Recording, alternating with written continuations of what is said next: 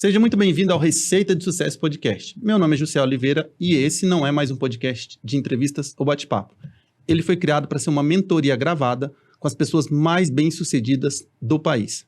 As perguntas desse podcast foram cuidadosamente elaboradas para direcionar a resposta dos nossos convidados, que revelam um passo a passo para que você também possa alcançar o topo. Para mais conteúdos, me siga nas redes sociais, @oliveira.jussiel. Vamos à mentoria.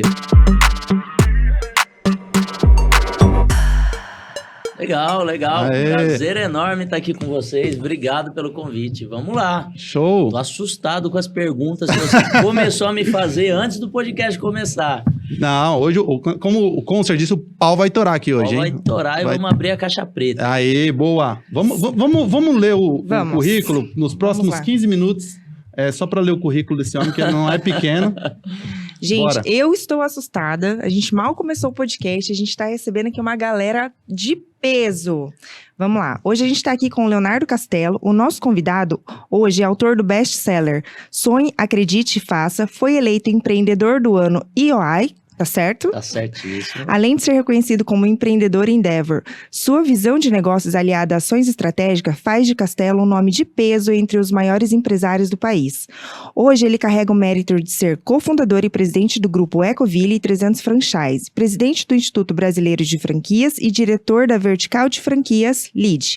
Tá certo também? Certíssimo. É atualmente considerado o rei do franchise por ser o maior franqueador do Brasil, com mais de 8.000 franquias, e tem uma meta ousada para se tornar o maior franqueador do mundo até 2025. É sócio de mais de 100 marcas, ao qual é líder em 18 delas. Caramba, hein? Ter sucesso uma vez é o que todo mundo quer. Mas agora, 18? Fazer isso 18 vezes, cara, eu vou acrescentar uma coisa ao currículo dele, que, pra mim, então, fonte, José Oliveira, deixando bem claro, ele é o Michael Jordan do empreendedorismo. E eu tenho que falar que você virou a cabeça do Jussiel, tá? Ele chegou louco, alucinado, maluco. Chegou, assim, fazendo uma revolução já na Monteu. Tô todo mundo lá com medo agora. Cara, deixa eu te falar uma coisa.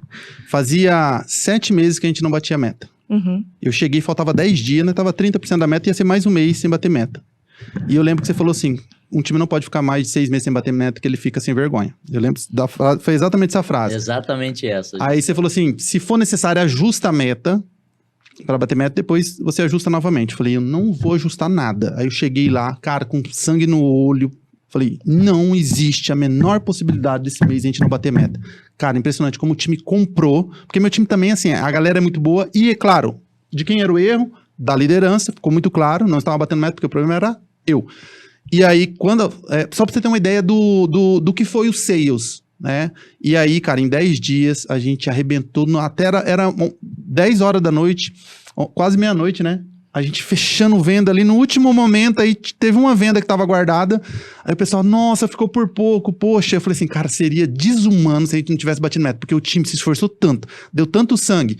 Aí depois o pessoal, não, mas mês que vem a gente vai bater. Daí eu fui lá e mudei no status do grupo lá, mais uma venda, e a gente passou uma certa folga. Cara, aí foi uma loucura. Então, assim, ó, sou muito grato por ter conhecido o Sales, e eu só tenho um arrependimento. Por que eu não conheci o Sales antes, né? Também é novo, né? Tem um ano, né? Mas o momento de começar sempre é a partir do momento que você tem o conhecimento, né? E a execução é que vai fazer com que você faça toda essa transformação. Até referente a 2 pontos que você falou, Jussiel. Primeiro, obrigado por a comparação com o Michael Jordan, é muito pesada, né? Pesadíssima. A responsabilidade é grande. Nossa Senhora. E segundo, tem uma observação, sabe, sobre a questão de meta que você estava falando. E eu lembro que teve uma vez, se eu não me engano, foi 2015. 2015 nós estávamos num pós-feira de franquia, e eu lembro que nós não batemos a meta ficou tipo assim, 98%. Uhum. E aí teve uma pessoa que me falou um negócio que mexeu muito com a minha cabeça, que ele falou assim, vamos descobrir aonde que nós perdemos essa meta. Olha. Você sabe por quê? Porque na grande maioria das vezes a gente não bate, mas nós não voltamos na linha dos 30 dias que nós passamos para entender aonde que a gente não ganhou, porque foi só 2%. Uhum. Será que não foi um dia de quarta-feira que o time deixou de fazer alguma coisa lá no dia 2 do mês, que a gente deixou de bater esses 2%? Então, é muito importante, quando nós não batermos a meta, nós voltarmos entender aonde que a gente perdeu ela. Principalmente essa questão de não bater a meta por 5%, por 2%, por 3%. Significa que a gente não fez alguma coisa no passado. E, cara, essa indignação que te gerou, eu acho isso lindo, sabe? Tava contando um pouquinho para você ontem, meu time aqui tirando venda 11 horas da noite de franquia. E a dificuldade que a gente tem muitas vezes até do time ir embora, sabe? Porque eles compram tanto a ideia e compram tanto a briga de bater a meta que a gente fala, cara, era um sonho que era meu que a gente conseguiu transpor isso pro time. E a grande realidade é que quem faz o negócio acontecer é o time, né? Uhum. E a gente tem muito que bater nessa questão da alta performance. Cara, se o time comprar essa ideia, nós nos tornamos empresas imparáveis. Maravilha. Tem tanta coisa que eu quero perguntar pro Léo. Eu tava perdido ontem, bugou minha cabeça, fui sair pra jantar com o Fábio, que é sócio do Léo, lá do Seios. E eu falei, cara, me ajuda, pelo amor de Deus, porque assim, o Léo, ele transita bem em todas as áreas, né? Eu gostei muito. Cara, se seu sangue no olho, você subir no palco, eu fiquei maluco quando eu cheguei. Você olhar e falar assim, quer falar de tributário? Pode vir. Quer falar não sei o quê? Pode vir. Eu falei, cara, é isso, sabe? Então assim, eu sei que você transita muito bem em várias áreas. Mas deve ter uma área que se espremer o Léo, vai tirar o melhor que o Léo tem. Qual seria essa área, esse departamento? Cara, pra mim, a minha melhor área é gestão de pessoas. Gestão de pessoas. Gestão de pessoas. É a área que eu mais transito, é a área que eu mais gosto. Eu adoro tirar o melhor das pessoas, eu adoro treinar, eu adoro entender por que o resultado não está vindo, eu adoro entender sobre a vida da pessoa, porque muitas vezes o resultado também não vem, ou porque a pessoa está com o mindset travado, ou porque lá na infância, ou em alguma parte da jornada dela, alguém travou a cabeça dela e falou que ela não ia conseguir. Então, esse processo de destrava, de fazer as perguntas para a pessoa que leve ela a refletir sobre o atual status dela versus onde ela pode chegar, eu adoro fazer isso, sabe? Que legal. Fazer exercícios tipo assim, Jussiel, fazer a pergunta de qual que é o sonho da pessoa e identificar que de repente nem ela ainda sabe qual que é o propósito dela e você ajudar ela a descobrir. Sabe por quê? Muita gente não realiza uma meta ou um sonho porque ela nem sabe onde ela quer chegar. Então, como eu me considero uma pessoa que já consegui desenhar os meus, eu tenho facilidade de ajudar as pessoas para isso. Quando eu ajudo pessoas por reciprocidade, essas pessoas me ajudam e essas pessoas se engajam com o meu projeto. E é sem esperar nada em troca. A gente faz sem esperar nada em troca, só que vem. Aquela questão da lei do retorno, né? Tudo que a gente faz de positivo ou de negativo vai voltar. E não é depois que a gente morrer, não. É em vida. Então, por isso que eu acredito. Cara, se a gente estiver aqui, eu puder fazer algo por ti, eu vou fazer. Se tiver uma senhora atravessando a rua e eu puder atravessar ela, eu vou atravessar ela. Se cair um papel no chão de uma pessoa e eu puder levar para a pessoa, eu vou levar para a pessoa. Teve uma vez que eu estava no aeroporto, né? E me ver, esses insights vão vindo na cabeça. E aí eu sentei, na hora que eu sentei, um celular do meu lado. E nem era naquela época que o celular ficava bloqueado. Eu podia pegar o celular para mim. E aí eu levantei, só que a minha fila do avião já estava. E eu falei assim, caramba, como é que eu vou achar essa pessoa do celular? E eu subi na cadeira e comecei a gritar, alguém perdeu um celular? E o povo olhando para mim, alguém perdeu o celular? Alguém perdeu o celular? E eu fico com medo de entregar o celular para alguém e essa pessoa não entregar para a pessoa que era dona do celular. Sim. Né? Porque tem muito disso também. Então, assim, o quanto a gente se esforça para fazer para o próximo realmente o que a gente tem de melhor. E eu acho que todo o meu crescimento, Jussiel, é porque eu sempre procuro fazer o melhor para o meu time. E essa questão que a gente trata lá no Seios de ter a venda no centro, na minha empresa, apesar da venda ser no centro dos processos, o meu time é o centro para mim. A minha dedicação 100% é em cima do meu time. Tudo que eu puder fazer por eles, eu vou fazer. Tudo, tudo, tudo, tudo. E por reciprocidade, eles me entregam o resultado. Maravilha. Caramba. Bom, ótimo. Eu queria fazer uma pergunta. Manda. Essa questão da feira, do pós-feira, dessa análise dos 2%, vocês têm um costume, né, já de fazer isso, né, Léo? Vamos sentar o que deu certo, né, nesse dia, por que a gente vendeu mais, por que a gente vendeu menos. Foi a partir dessa feira, dessa análise? Na verdade, não foi a partir da análise, porque o que aconteceu? Eu gosto muito de pensar que cada pessoa tem um mindset. A nossa mente, ela processualmente pensa de um jeito. Uhum. E tem uma coisa que eu falo, eu sou formado em engenharia de produção. Se eu pegar tudo que eu aprendi nesses 5 anos, de técnica mesmo, geometria analítica, cálculo, resistência dos materiais, eu nunca apliquei nada disso, mesmo quando eu trabalhava na Coca-Cola Indústria. Porém, eu consegui sair da Universidade de Engenharia com a mente processual, pensando em processo. Então, eu sempre penso início, meio, fim, resultado e como controlar esse processo no meio do caminho. Então, sistematicamente, lá quando eu comecei a vender produto de limpeza de porta em porta, que eu já não tinha resultado medíocre mesmo, resultado ruim, todos os dias seguintes, eu fazia uma reunião, eu, meu irmão e meu pai, que a empresa era só nós três durante 2 anos consecutivos, e a gente, um para o outro, pegava feedback de tudo que a gente tinha feito de legal ou de ruim do dia anterior e falava, as coisas ruins nós vamos corrigir hoje. O grande problema de quando você não acompanha é que você não sabe que você tem que corrigir. E você vai tocando e o resultado não vem. Se você falar assim que, você sabia que ia bater meta? Não, a gente esperava que ia bater meta. Mas nós não batemos porque algum detalhe, mesmo fazendo essas reuniões diárias, a gente deixou passar batido. Inclusive ontem lá no grupo do Elite eu mandei um vídeo que eu peguei e falei, galera, olha só, vou mandar esse vídeo aqui para vocês, que é um vídeo que eu quero mostrar para vocês como que eu faço na prática. E aí eu saí da minha sala, que eu estava em reunião de conselho, e falei, vou filmar para a galera ver. Todos os dias de manhã, quando meus diretores chegam, senta o diretor com cada diretor tem 10 gerentes. São 9 diretorias, são 90 gerentes e 9 diretores. Então, cada diretor senta com seus 10 gerentes. E ali, o que eles fazem? Eles fazem alinhamento de tudo que aconteceu do dia seguinte e de tudo que a gente espera para esse dia. Então, nós trabalhamos com venda previsível, que é o seguinte, cara, eu tenho um funil. Quantas pessoas que eu tenho aqui na fase final do funil? Não dá para inventar a venda. A venda, ela sai depois que eu seguir uma série de processos. E aí, a gente trabalha todo esse funil na sala e os gerentes saem para executar. Só que enquanto a gente está aqui traçando o plano, o time de vendas, o operacional, está lá na sala treinando. Então, todos os dias nós temos um ritual de acompanhamento e treinamento. Acompanhamento, treinamento. Depois que nós fazemos isso, nós fazemos o nosso ritual do grito de guerra, que é para energizar. E depois disso nós fazemos oração, que é para quê? Porque é para tirar todo o peso.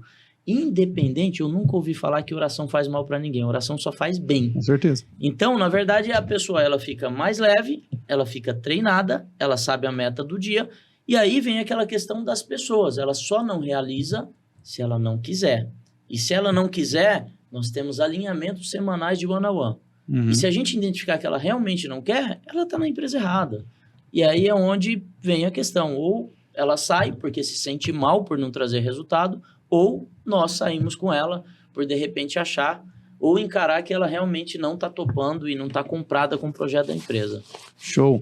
A gente aqui já começou a falar do palco, mas eu quero saber dos bastidores. Não tem como eu não explorar a história do Léo, porque assim, cara, dormir no chão do galpão para um faturamento de 5,5 bilhões.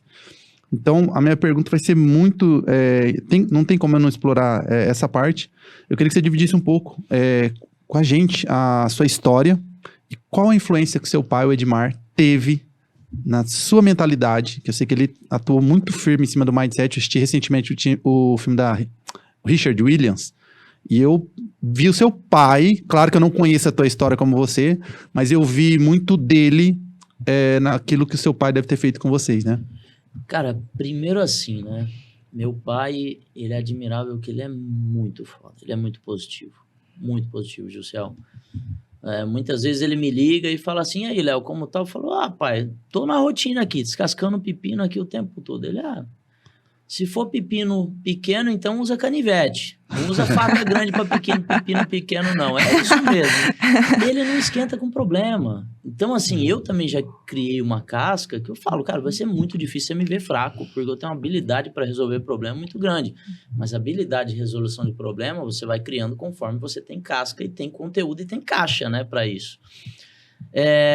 E aí, meu pai, quando nós éramos pequenos, eu, meu irmão e minha irmã, ele fazia um exercício com a gente, Juscel, que eu só consigo entender isso hoje. Quando eu digo hoje, é de 10 anos para cá.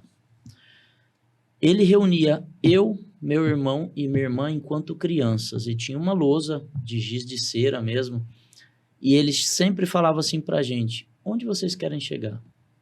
Cara, era um treco assim louco, porque isso tinha rotina. Não era algo esporádico, ele estava mexendo no nosso mindset. Meu pai tem a 4ª série primária. Meu Deus. Meu pai não é formado. E aí ele falava assim, onde vocês querem chegar? E criança, cara, solta cada coisa, né, que Deus duvida. Você fala um monte de coisa. Ah, tá bom, fulano que você tá querendo chegar, quem já chegou nesse lugar? Então ele ficava instigando a gente a entender que dava para chegar em algum lugar, mas que algumas pessoas chegavam em algum lugar menor e outras chegavam em algum lugar maior. E aí ele falava para mim, para o meu irmão e para minha irmã 3 coisas. Ele falava que nós tínhamos que pensar muito grande. Então, ele sempre usava analogia, né? Mira na lua. Se você chegar na metade do caminho, já é algo muito grande. Pensa grande, pensa grande, pensa grande. Mas isso não era de forma esporádica por espasmos. Era todos os dias. Caraca. Segunda coisa que ele falava, ele não empreendia. Mas ele falava, um dia vocês vão ter o negócio de vocês. Um dia vocês vão ter os negócios de vocês. E a terceira coisa que ele falava era, vocês precisam ser muito bons em tudo aquilo que vocês fizerem. Se você for um lixeiro, você precisa ser o melhor. Se você for um taxista, você precisa ser o melhor. Se você trabalhar numa indústria, você precisa ser o melhor. No que você for fazer, você precisa ser o melhor. Então, como nós crescemos a nossa infância, e essa é a fase que você está em fase de formação da sua personalidade, do seu mindset... Cara, hoje todos os projetos que eu olho, eu não consigo entrar em projeto pequeno. Eu até ajudo a pessoa, dou feedback, mas eu não consigo estar no projeto pequeno porque não está dentro do que eu acredito. Eu sempre procuro ser o melhor naquilo que eu vou fazer. Cara, e para ser o melhor, você tem que estudar, você tem que praticar, você tem que errar, você tem que acertar. Tem muita gente que fala, a gente aprende com erro. Não, a gente aprende com os acertos. O erro te mostra os caminhos para você não ir, mas a grande realidade é que a gente aprende com os acertos que a gente faz. E aí, quando eu olho para essa construção, cara, eu me sinto muito forte, porque eu construí uma mentalidade forte. Só que no meio do caminho, Jussiel, indo para a segunda parte que você perguntou ali, né, sobre quando a gente começou, eu estava na Coca-Cola, meu irmão na Sadia, e meu pai dava treinamento na DM por todo o Brasil. Cara, a gente estava dentro de uma zona de conforto legal. Não é zona de conforto, porque eu cresci muito dentro da Coca-Cola. Eu, com 29 anos que eu saí da Coca, eu comandava um time de 1.200 pessoas. 85% da Coca-Cola, da regional que eu trabalhava, estava sob a minha gestão. E era um bom cargo, só que eu não tinha mais para onde evoluir. Né? Só acima só tinha o dono. E aí, um dia nós vimos uma Kombi vendendo produto de limpeza na rua e a gente falou, cara, é isso. Vamos montar a Natura dos produtos de limpeza. Mas com uma falta de maturidade enorme, estupenda, sabe? Porque às vezes a gente acha que está fazendo alguma coisa muito legal e você vai partir para alguma coisa nova e você fala, cara, eu vou arrebentar. Uhum. Eu saí da Coca-Cola, Jussiel, eu jurava que em 3 meses eu ia estar rico. Porque eu tinha feito coisas muito legais na Coca, mas é diferente. É igual se eu for entrar dentro do seu segmento, cara, eu vou ter que aprender. E se eu não tiver humildade de entender que eu não sei, provavelmente eu vou bater com a cabeça no muro, eu vou ficar dando murro em ponta de faca. Sem conhecimento, você só é um burro motivado. Né? Tem uma frase que fala justamente isso, né? Sem conhecimento, é isso, né? Você é motivado, mas você não tem o conhecimento, então você vai trabalhar feito um louco. Você usou um termo sensacional. Se falar assim, quem que é o Léo, o Lei e o seu Edmar, quando começou? 3 pessoas motivadas. Qual que era o plano? Não tinha plano. O plano era fazer o negócio acontecer.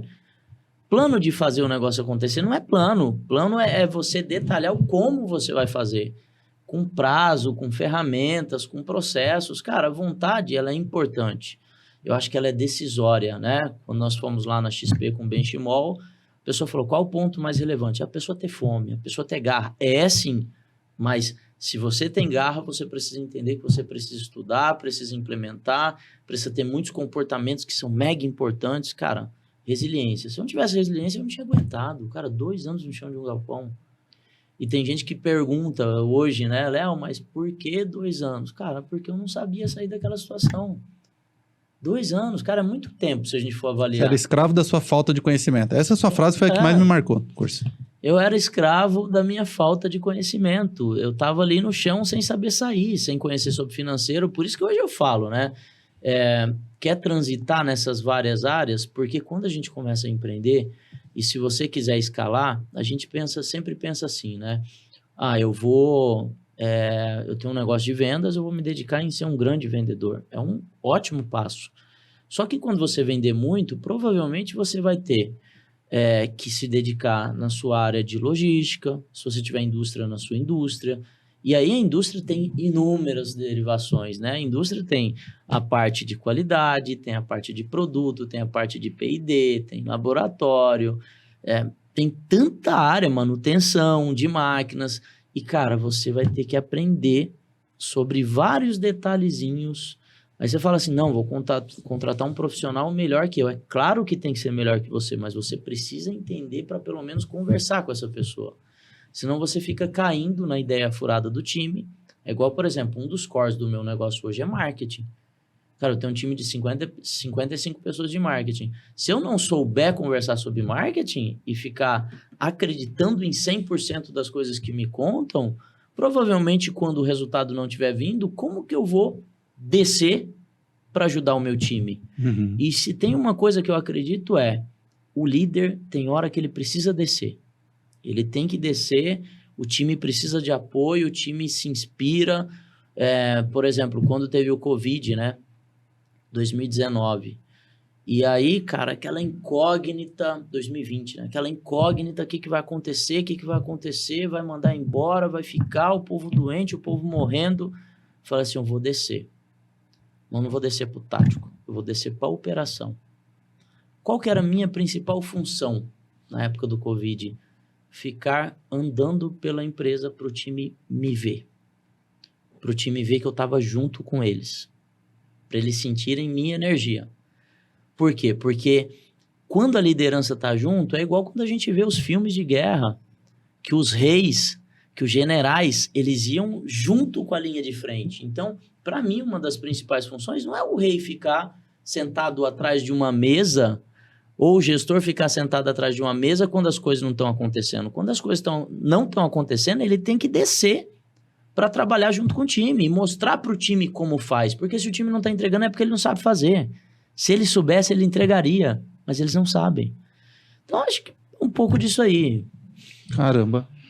E a gente precisa falar, assim, que, assim, teve que ter muita coragem. É claro que eu sei que tem um peso muito grande também a figura da sua mãe nessa decisão de vamos abandonar aqui, porque tanto você quanto o Lê, né, tinha já uma estabilidade muito bacana, falou, vamos largar tudo, agora a gente vai fazer outra coisa. Como que foi isso na sua casa? Essa parte, ela é bem engraçada, porque hoje a gente tem conselho em muitas empresas que a gente tem, né? E as reuniões de conselho, elas são engraçadas. Uhum. Porque é uma reunião que você junta ali muitos gestores, então muitas vezes tem discussões, né? Dentro de uma serenidade, mas tem discussões sérias sobre decisões. E você tem um ponto de vista, eu tenho um ponto de vista. E eu lembro que naquela vez nós fizemos uma reunião que estava a minha ex-esposa, o meu irmão com a esposa dele, a minha mãe, o meu pai e a minha irmã. E aí chegava eu, meu irmão e meu pai na mesa para falar para as três que a gente pediria conta, os três, de uma vez só, de toda uma estabilidade que nós tínhamos para empreender e nem seria aqui em São Paulo, que a gente sairia de São Paulo para ir para Joinville. E aí, cara, você imagina o que passa na cabeça, né, da minha mãe, que era dona de casa, e que sempre nos apoiou muito, mas naquela ocasião ela falou, mas os três, de uma vez só? Mas quem que vai para lá? Não, então vai você, Léo e Lê, e depois seu pai vai. Ele fica, então meu pai ainda ficou mais um pouco. E aí aconteceu assim, que eu e meu irmão desceu, e é bem legal esses inícios de negócio, porque você desce com muito gás, você desce muito motivado, mas se o plano não tiver claro, as suas atitudes, elas são muito errôneas. Cara, e se eu contar aqui, eu sei que muitos empreendedores que vão assistir vão se assemelhar e falar, puta, eu errei igual. Por isso que eu gosto de contar a história, que as pessoas veem que mesmo depois de você ter chegado, cara, lá no início o empreendedor erra demais. Por isso a importância de participar de ecossistemas que mitiguem a possibilidade de erro. Mas foi basicamente o seguinte, nós chegamos em Joinville, aí locamos uma casa para fazer produto de limpeza. Cara, isso é proibido. Isso é proibido pela Anvisa. Isso não pode. Mas para nós, tava tudo certo. A gente tava começando. E a gente arrancou o telhado, assim, arrancou o teto, né, que era de forro, porque tinha um panelão para fazer amaciante, com aquelas bocas industriais, que era o maior perigo do mundo. E aí a gente cortava uns tambor de plástico, colocava uma válvula embaixo e misturava as matérias-primas ali. Não eram matérias-primas que tinham qualquer tipo de perigo, mas é produto químico na prática, né? Então, assim, qual o nível de segurança de trabalho? Zero. Qual o nível de qualidade? Zero. Porque mesmo seguindo uma formulação padrão, nós não tínhamos aparelho para medir qualidade dos produtos. Então, assim, nível de qualidade baixíssimo. Vendendo em uma garrafa de refrigerante, com rótulo tirado Xerox. Então, assim, são todos os cenários possíveis para não dar certo. E aí, quando nós fomos para a rua a primeira vez, vendeu pouco, mas vendeu. E aí nós fomos fazendo testes e falou, nossa, eu acho que se a gente aplicar mais método que a gente não tinha, vai vender. Aí, nós estávamos com os nossos carros, vendemos os nossos carros para empreender. Só que o que foi a nossa primeira atitude? Fazer um pequeno galpão. Galpãozinho de 150 metros quadrados. Que nisso ia 70% do nosso dinheiro. Pessoal, mas assim... É muita falta de maturidade você achar que você está começando a empreender e que o seu capital de giro desse tamanho vai contemplar todos os erros que você vai ter no meio do caminho e que você vai conseguir operar ali sem dinheiro. Na prática, o que aconteceu foi o seguinte, depois de 3 meses o dinheiro tinha acabado mesmo. Quando eu digo acabado, você não ter R$5 para comprar um cartão telefônico, para ligar para a nossa família que estava longe. De você falar assim, ligou uma pessoa no telefone pedindo uma entrega de um amaciante. De você montar numa moto, eu e meu irmão, que a gente deixou uma motinha lá, né? E falar assim, cara, vamos lá entregar esses 2 amaciantes que dá R$8, que com esses R$8 a gente pega e compra um cartão telefônico que custa 5. Só que a gente não pode mais gastar mais que isso, porque a gente deixou aqui R$10 para no outro dia colocar de gasolina, que dá para rodar até meio-dia. Então, os R$10 que dá para rodar até meio-dia, eu não tenho opção de não vender até meio-dia. Porque se eu não vender até meio-dia, eu não tenho dinheiro para pôr gasolina. E aí, você entra dentro desse ciclo de falar assim, não, mas agora eu não tenho dinheiro para comprar matéria-prima. E se eu não vender durante o dia, eu não tenho dinheiro para comprar matéria-prima no final do dia para produzir de noite para vender no outro dia. E aí tem um dia que você vai, hoje eu já tenho um pouquinho mais de dinheiro, sobrou R$15 que dá para rodar até 2 da tarde. Aí eu vendi até meio-dia, e eu tô com R$40 na mão.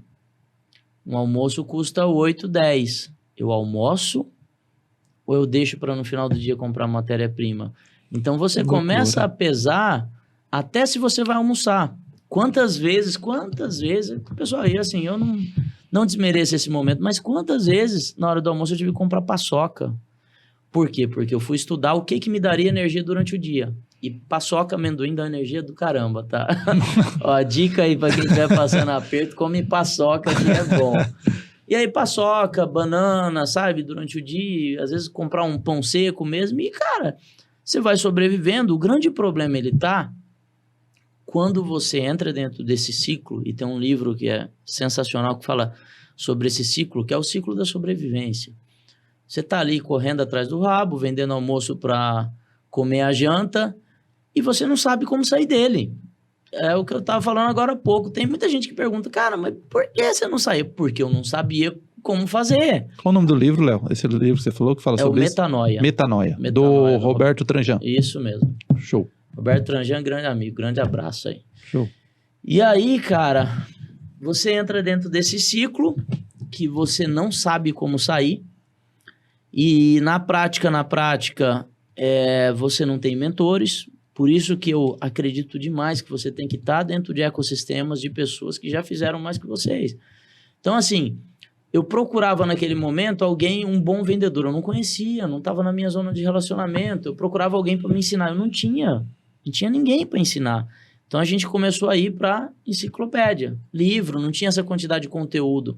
Então, por exemplo, um podcast igual esse, cara, a riqueza do que a gente vai trocar aqui até o final, e eu acredito que um insight pode virar a chave de alguém que está assistindo, um insight só. Então, Juscel, na prática, aquele início, e quando a gente olha para tudo que aconteceu, acho que o que nos manteve até aqui foi a parte comportamental, de continuar acreditando, de ter resiliência, de ter disciplina, de continuar treinando, mesmo o resultado não vindo no curto prazo. Porque tem uma coisa que eu acredito muito, é o seguinte, tem muita gente que fala assim, eu tô me esforçando e o resultado não tá vindo. Cara, você tá se esforçando e o resultado não tá vindo? Então você tá fazendo alguma coisa errada. Sabe por quê? Porque qualquer esforço que você fizer, você precisa progredir. E o que sempre nos manteve a esperança foi, a gente sempre enxergou que a gente estava progredindo. Não era uma progressão rápida, mas havia progressão. Hoje eu saí pra rua, vendi R$40. Putz, isso não pagava nossas contas. Mas amanhã eu vendi 42. E depois de amanhã eu vendi 45. E depois eu vendi 48. Até chegou uma hora que eu e meu irmão estavam vendendo cada um 1.200, 1.300 por dia. E a gente já tinha saído daquele ciclo de ter que, vender o almoço para comer a janta. E aí a gente já colocou o nosso primeiro vendedor, que a gente começou a passar a metodologia para ele de novo. Cara, quando você está dentro de um negócio, olha os aprendizados que a gente tem, né? Se você pegar um vendedor dentro de uma carteira que você formou e você falar para ele, faz, ele não vai fazer. Não vai fazer. Cara, eu levei 3 anos aprendendo a vender para formar uma carteira. Por que eu vou entregar essa carteira na mão de uma pessoa que acabou de entrar e achar que ela vai fazer o que eu levei 3 anos para aprender? Então, José, as empresas não treinam as pessoas, não se dedicam na base, porque, na verdade, venda, o Conser fala muito isso, venda é consequência de uma série de coisas que nós fazemos. Se você fizer o número de ligação necessário, você vai vender. Se você conseguir contornar a objeção, você vai vender. Se você utilizar gatilhos mentais, você vai vender. Se você aplicar um método, qualquer que seja, um AIDA, um SPIN, você vai vender. Se você tiver inteligência emocional, você vai vender. Então, a gente precisa se dedicar nas coisas que nos levam às vendas. E muitas vezes a gente olha só por dinheiro. Não, eu quero vender. Não é assim. É um processo. Só chega no resultado quem está predisposto a seguir o processo. E ele é lento. Você pode antecipar isso através de metodologias, de processos de aprendizado mais rápido, que foi, até antes a gente estava falando aqui, né, que eu falo lá no pau, cara, nos últimos 15 anos eu li 600 e poucos livros. Então eu transito muito bem em muitas áreas, mas porque eu tive necessidade de ir atrás desse aprendizado. E tem algumas coisas que eu gosto de trabalhar em mim, que é, por exemplo, assim, inteligência emocional. Cara, inteligência emocional é fundamental. Tem estudos que falam que uma pessoa com mais inteligência emocional performa mais que uma pessoa inteligente. Por que muitas vezes eu me sobressaio sobre pessoas que são muito mais inteligentes que eu? Porque eu tenho inteligência emocional muito forte. Eu sei dominar meus comportamentos, eu sei me manter motivado no caos. Dá para desenvolver inteligência emocional? Se dá, qual livro ou curso que você recomenda? Cara, para mim o melhor livro de inteligência emocional se chama Inteligência Emocional. Eu não lembro o autor, é um livro da capa amarela, mas é um livro fundamental. E ele fala sobre 5 pilares básicos, Juscel. Primeiro pilar, se conhecer. Cara, você quer ter inteligência emocional, se conhece. Quer ver um negócio, Juscel? Se você levantar agora e dar um murro na mesa aí, o que eu vou fazer? Cara, minha mente tem que estar treinada para isso. Porque senão, eu vou levantar também e a gente vai brigar. Uhum. Se eu não treinar minha mente para isso, então eu tô treinado. Se você levantar, quiser brigar comigo, eu vou pegar minhas coisas, vou pegar minha mochila, vou dar as costas e vou embora. Uhum. Eu já treinei a minha inteligência para não ter esse tipo de discussão. Uhum. A mesma coisa assim, se eu estiver muito feliz, o que eu vou fazer? Tem gente que fica feliz e faz o quê? Vai comemorar na praia. Eu já treinei a minha mente para no dia que eu tô feliz porque eu bati uma meta, no outro dia eu estou mais motivado para bater uma meta. Isso é mindset que você vai criando através da inteligência emocional. Então, primeiro pilar, se conhecer. Segundo pilar, treinar sua mente. Terceiro pilar, conhecer o próximo. Então, eu preciso ter uma postura muito forte, principalmente para gente que sobe em palco, Quando você está ali, você precisa entender o que as pessoas estão pensando, se elas estão absorvendo, se elas estão gostando, se elas não estão gostando. Se elas não estão gostando, qual que é a minha atitude? Cara, eu preciso treinar minha mente para isso. Se elas estão gostando. Se eu estou conversando contigo aqui, você tem um sentimento de rejeição. O que eu faço? Eu preciso treinar minha mente para as reações em cima do que você faz. Então, eu preciso me conhecer, me treinar. Eu preciso te conhecer e, em cima das posturas de uma pessoa, qual é a minha postura? E o quinto pilar é... Faltou o quarto, acho. O terceiro, conhecer o outro, né? Conhecer o outro e saber exatamente a postura, me treinar em cima da sua postura. Tá. Eu me treino em cima da minha e me treino em cima da sua também. Tá. E o quinto pilar é... Vamos montar um cenário aqui, né? Tô vindo aqui para o podcast Receitas de Sucesso. E aí saí de Alphaville. E na hora que eu saí de Alphaville, todo feliz, eu tropecei, machuquei o pé. Ou saí com tênis branco e pisei numa poça de lama. E aí falei, cara, não tenho tempo de trocar, vou entrar no carro. Quando eu entrei no carro, pneu furado. Vou trocar, eu tenho horário, você sabe que eu não gosto de chegar atrasado. Troquei correndo, manchei a camisa. Na hora que eu tô saindo na portaria, encostei na parede. Puta, o carro que eu tô, um carro da locadora, já vai mais um dinheiro lá na locadora. E quando eu tô vindo pra cá, o caos de São Paulo, do trânsito. Então, eu tenho tudo para chegar aqui desmotivado, triste, chateado. Então, o quinto pilar é a automotivação. Como que nós vivemos no caos e mesmo dentro do caos a gente consegue se manter motivado? Porque o que vai fazer nós termos reações positivas é a gente estar positivos em cenários negativos. É ter a capacidade de absorver isso tudo. Então, quando você é mais inteligente emocionalmente, teoricamente, o que vai acontecer? Se tiver uma pessoa aqui que é muito inteligente, mas ela não conseguir absorver problemas e posturas de pessoas no dia a dia, eu vou me sobressair sobre ela. Porque é a inteligência emocional que faz ganhar o jogo. Então, inteligência emocional, o próprio livro Mindset, eu estava falando, né, que eu gosto muito de livros específicos, assim, que me marcaram muito. Eu gosto de ler e ouvir eles várias vezes. O livro Inteligência Emocional eu já ouvi no Spotify umas 15, 20 vezes. Mindset eu já ouvi umas 10, 12 vezes. Então eu tô na academia, tô treinando, até sempre posto, tô ouvindo tal coisa. Tem gente que deve achar, puta, o Léo tá ouvindo Mindset de novo. Porque é um livro muito forte, cara, um livro que transforma. O Homem Mais Rico da Babilônia, cara, ele ensina inteligência financeira. Lá da época, da década de 1800 e pouco, ele ensina como ganhar dinheiro. E tem gente que acha que ganhar dinheiro é crime. Não, ganhar dinheiro é um jeito de pensar. É um comportamento, é uma postura.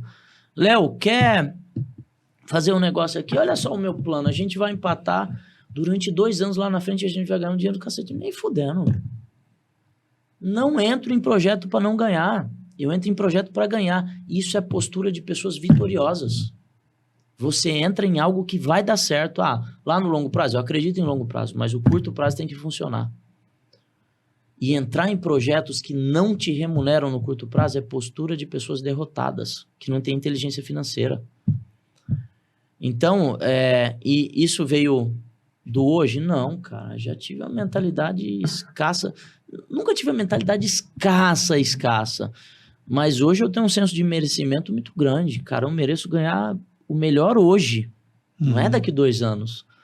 E uma coisa que eu fui estar trabalhando, né? Os livros do Napoleão Hill, eles falam muito sobre o merecimento, né? Cara, eu acredito que eu mereço tudo. Se você chegar a falar pra mim assim, Léo, quero te pagar um churrasco, eu aceito. Se você não falar assim, vamos dividir, eu não vou dividir. Você sabe porque eu aceito o que você quer me dar. As pessoas têm dificuldade de receber presente, né? Sempre vem uma frase assim, quase que ingrata. Não precisava. Não precisava. Não sei o quê. Cara, eu aceito tudo. Pode ser um papel, uma carta escrita, eu aceito com o maior carinho do mundo. Ou pode ser assim, pessoal, vou te dar um celular aqui. Tá bom, eu aceito. Então, assim, mas onde que eu aprendi isso? Cara, lendo, vendo e assistindo as pessoas que tinham resultado, que tinham postura, ouvindo muito. E aí a gente vai criando uma casca, só que aí tem outro problema. Que tem muita gente que pede conselho e quer mentoria, que ela, na verdade, não quer ouvir a verdade. Ela quer validar a verdade dela. E muitas vezes, se a verdade dela não é validada, ela rejeita. Total. E não necessariamente o mentor tem razão. Não é isso que eu estou falando. Mas você precisa parar para ouvir, mas quando você ouvir, você tem que estar de coração aberto. Você não pode estar com a mente fechada, porque muitas vezes um detalhe que alguém te fala, e não necessariamente é uma pessoa que fez mais que você, apesar de eu gostar muito de ouvir pessoas que já fizeram mais que eu, mas pode ser, de repente, a pessoa que está servindo café. Pode falar uma coisa que faz muito sentido e pode mudar, de repente, a direção da nossa vida. Legal demais. Total. Léo, quando você olha para sua vida, teve vários momentos difíceis, né? E aí teve um momento, um fator que fez você virar a chave e prosperar. Qual foi o momento da virada de chave? Você contou, né, dos produtos de limpeza, e começaram a vender R$1.200 ali por dia, mas ainda não era próspero. Quando foi a virada de chave e o que você fez para ter essa virada de chave? Cara, eu acho que assim, foram alguns pontos, né? E alguns momentos. Alguns momentos marcaram a gente bastante mesmo. Tem um em específico. Tinha uma fase que a gente tava passando uma situação bem difícil mesmo, cara. Não tinha dinheiro, em cima de 2 Kombi velha, a gente dormia no chão de um galpão. Cara, as mudas de roupa que a gente tinha eram as 10 mudas de roupa, que ficava num armáriozinho de banheiro, que não tinha guarda-roupa. 10 mudas no máximo.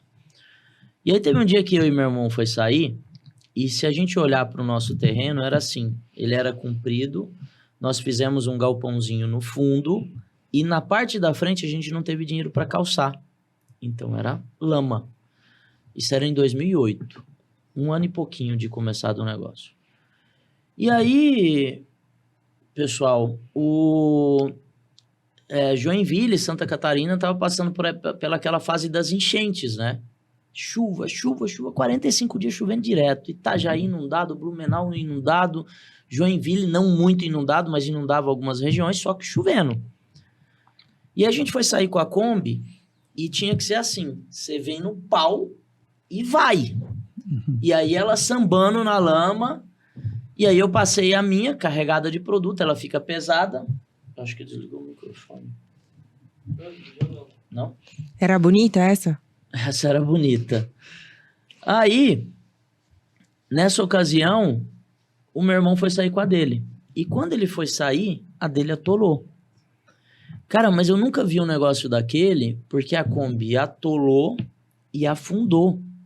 Cara, parecia areia movediça. E a Kombi, a parte da frente ali, não é tão alta. Então ela afundou e a porta ficou presa na lama. Não tinha como ele sair. Caraca.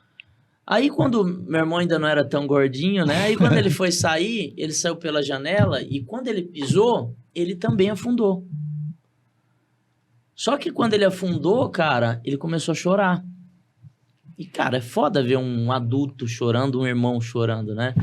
Aí meu irmão começou a chorar e tava tipo assim, ele aqui, meu pai ali e eu ali. E aí meu pai veio em direção dele e eu olhei pra ele assim, comecei a rir, mas eu comecei a rir, era mais pra ele não chorar do que de engraçado mesmo. Era engraçado, mas era foda. Aí eu lembro que veio os 3, vocês falaram que aqui a gente chora e chora mesmo. Aí veio os 3 assim, aí veio meu pai e veio eu, e a gente se abraçou e tava chovendo. E aí ali, cara, a gente fechou um pacto de não desistir. Na lama, na chuva. E a gente falou, cara, a gente sabe que vai passar algumas dificuldades ainda, mas a gente não vai desistir. Então, isso foi uma grande virada de chave, que é uma tomada de decisão. Cara, você tá decidido que você vai ter resultado na sua vida. Eu lembro que teve uma segunda, cara, que isso me marcou bastante. Isso aqui, eu até conto no seio de vez em quando eu lembro. Que foi um dia que eu saí, em um daqueles dias que você não tem dinheiro pra nada, e fui fazer uma entrega no centro. Quando eu fui fazer a entrega no centro, a Kombi quebrou. Quando a Kombi quebrou, cara, era uma fase que a gente não tinha tanto smartphone, ainda era cartão telefônico. Falei, cara, e agora? Não tem cartão pra ligar pro meu irmão, ele não tem crédito no celular dele, eu não tenho dinheiro para chamar um reboque, eu não tenho dinheiro para chamar ninguém, eu tô no centro da cidade que não tem uma oficina mecânica. O que eu faço? Cara, eu lembro que eu peguei e saí andando. Era 8 quilômetros até a nossa casa. E aí eu fui... Casa, empresa, que era no mesmo lugar, né? E aí eu fui andando, cara. Eu lembro que cada passo que eu dava, eu falava pra mim: eu não quero isso pra minha vida. Eu não quero isso pra minha vida. Eu não quero isso pra minha vida. E aquilo foi batendo. Cara, e de novo, eu acredito demais que nós formamos na nossa cabeça aquilo que vai acontecer. As coisas que acontecem na nossa vida são de decisões que nós tomamos. E não tem certo e não tem errado. Né? Hoje, quando a gente fala, eu quero ser o maior player do mundo, é uma decisão que eu tomei. E não que isso esteja certo, porque muitas vezes para algumas pessoas eu quero chegar a algum estágio, eu quero viver na beira da praia e tá tudo certo. Mas quando você decide, cara, eu acho que até para você mesmo, você tem que ter o compromisso com isso, de ir atrás das suas decisões. E também não tem problema de desistir se você estiver errando. Agora, se você estiver evoluindo, é um desperdício você desistir. Então, a grande virada de chave nossa foi uma tomada de decisão forte que nós tivemos, sabe? Não foi um aprendizado, não foi algo que aconteceu, não foi ter vendido mais, foi decidir querer resultado. E vou falar, tem muita gente... Tem um cara, né? Um consultor do mercado de franquia que tá bem... o cara tem 40 anos de franquia, com a mentalidade muito antiga, não consegue entender que o mercado mudou e vem mudando, né? Ele já me deu umas 2 cutucadas no YouTube já.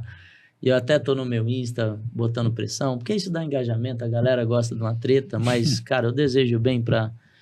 É o cara do bacalhau. É o cara do bacalhau. Ele fez uma analogia lá de franqueado com franqueador. O franqueador é a cabeça do bacalhau. Ainda bem que é um peixe bom, pelo menos, né? Mas é umas brincadeiras assim que acabam, na verdade, no meu caso em específico, me deixa mais forte. Sabe? Quando a pessoa me instiga a querer fazer um resultado maior, eu assumo um compromisso comigo mesmo, de mostrar o quanto realmente eu sou competente para fazer aquilo. Então, assim, de novo, é compromisso. E tem uma diferença enorme. Vocês sabem a diferença de compromisso para comprometimento? Compromisso para comprometimento. Vocês sabem a parábola da galinha e do porquinho? Uhum. Sabe? Não, essa eu não conheço. Conhece sim. Dá o ovo e o outro deu a vida? Isso. Sim. É a diferença do compromisso e do comprometimento. O compromisso a galinha vai lá, bota o ovo, ela tá compromissada. Só que ela coloca o ovo e sai fora. Uhum. O porquinho não. Ele dá o bacon dele, ele tá comprometido. Então eu sempre falo com o meu time, né? Muitas vezes chegam projetos mirabolantes. Você fala assim, tem um projeto mega legal, olha só, Léo, se a gente investir 100 mil, vai vir tanto. Você tá comprometido mesmo? Aí a pessoa fala assim, mas é claro que eu tô comprometido. Tá, então você estaria disposto a colocar metade do valor junto comigo pra gente trazer e eu te dou a metade do lucro. A pessoa fala, não, mas aí eu vou colocar meu dinheiro. Então você não tá comprometido. Então você tá compromissado, que é completamente diferente. Cara, quem tá comprometido coloca o bacon junto. Entra no risco junto. Então, assim, foram as coisas que a gente foi aprendendo, né? E aplicando e cada vez mais a gente tem que estar mais comprometidos com os nossos projetos e com o que a gente quer para nossa vida. E por que franquia, mercado de franquia? Porque hoje você é o maior franqueador. Teve a virada de chave e aí a partir desse momento você decidiu ir pro lado da franquia. Por que franquia e como que foi daí esse... Agora a gente já começa a entrar um pouquinho mais no palco do que nos bastidores, né? Cara, foi engraçado, sabe? Porque 2011... A nossa empresa era uma empresa de venda porta a porta. E eu agradeço a Deus por ter me dado essa oportunidade. Porque é uma escola fenomenal de vendas. E aí, nós tínhamos muitos revendedores. E esses revendedores iam buscar produto na indústria. E a gente falou assim, cara, vamos preparar uma área melhor para essas pessoas. Vamos abrir uma loja atacado e varejo de produto de limpeza que a gente chamou de Ecoville Clean Shop. Uhum. Shopping da Limpeza. E naquela ocasião, era basicamente o seguinte, o dinheiro que nós tínhamos, isso em 2011, 4 anos depois de ter começado, a gente investia muito, sabe? Tava investindo demais e a gente também não tinha, a gente trabalhava muito na forca, muito no risco, sabe? Eu vou montar essa loja, mas ela precisa funcionar em 3 meses no máximo. Cara, essa loja funcionou em 1 mês. Em 1 mês ela estava no ponto de equilíbrio. Foi um baita de um estouro e teve uma coisa que aconteceu que me veio na cabeça agora que é interessante. Naquela ocasião, 2011, nós faturávamos R$400 mil. E aí chegou um cara de uma agência, a gente queria fazer propaganda no SBT. Olha como o empreendedor ele é ingênuo, puro. Cara, como que eu procuro SBT? Como que eu faço? Aí a gente ligou para SBT, ligou para Record. E aí o pessoal do SBT falou assim, olha, para você acessar o SBT, você tem que fazer isso via agência. E a gente falou, cara, mas eu não tenho dinheiro para pagar a agência. Você nem sabia direito o que uma agência fazia. Você vê que não tem muito tempo, Juscel. 2011, tem 11 anos Que isso. loucura. Que eu não sabia o que era uma agência. Meu Deus. Aí, falei, tá, vou procurar uma agência. Mas você conhece uma baratinha? E, de novo, olha só, mindset do empreendedor. Por que baratinho e por que não a melhor? Será que a melhor não traz mais resultado? Mas o empreendedor, quando ele está começando, ele só quer o barato, ele não quer o melhor. E o melhor traz mais resultado. Então, a baratinha aí, lembro, um cara que é amigo meu até hoje, da Sagra Comunicações, o Robson. E aí o Robson chegou junto com o Douglas, que trabalha comigo até hoje, o Douglas, e me apresentaram um plano para investir R$80 mil no mês para inaugurar a loja. Cara, eu gastei 200 para abrir a loja, eu faturava 400 e o cara me apresentou um plano para investir 80 mil em marketing na cidade, que foi justamente o que fez a loja performar no primeiro mês. E o que fez o conceito Ecoville nascer forte, nasceu fortíssimo, com as pessoas entendendo exatamente aquilo que era, um plano de comunicação muito forte, rádio, TV, outdoor, jornal, e assim, todo mundo falava da Ecoville na ocasião. Acho legal, assim, lembrar dos detalhes, né? Que às vezes a gente acaba esquecendo, nós mesmos acabamos esquecendo. E aí nós abrimos a primeira, quando ela funcionou no primeiro mês, eu e meu irmão olhou um para o outro e falou assim, cara, vamos abrir 100. Olha só, nada de franquia na cabeça. Quando nós falamos vamos abrir 100, nós ganhamos um prêmio da Pequenas Empresas Grandes Negócios, que era o Extreme Makeover. Entre 2.657, eu já contei isso tanto que eu sei o número de empresas certo. Entre 2.657 empresas, nós fomos escolhidos no melhor projeto. E a gente ia sair 7 edições consecutivas na revista. E nós também seríamos apoiados por mentores. E um dos mentores era o Itaú. E o Itaú tinha um braço de franquia. Quando o consultor do Itaú olhou para a Ecoville e falou, cara, isso aqui é franqueável. É franqueável. Legal o conceito, nossa, não tem isso no Brasil.